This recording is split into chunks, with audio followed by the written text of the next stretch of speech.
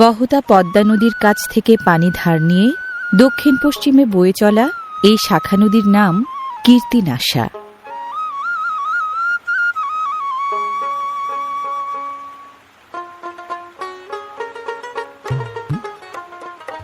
বাংলাদেশের দক্ষিণ পশ্চিমাঞ্চলের ৫৪ নম্বর এই নদী বইছে শরীয়তপুর জেলার নড়িয়া ও সদর উপজেলার বুক চিরে।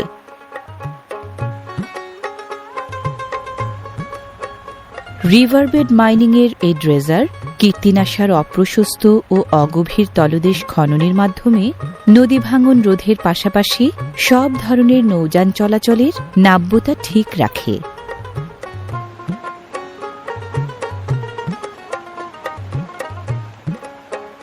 ভাষা সৈনিক ডাক্তার গোলাম মাওলার নামে নির্মীয়মান এই সেতু নড়িয়া ট্রলার ঘাটের প্রায় ২০০ মিটার উত্তর পূর্বে।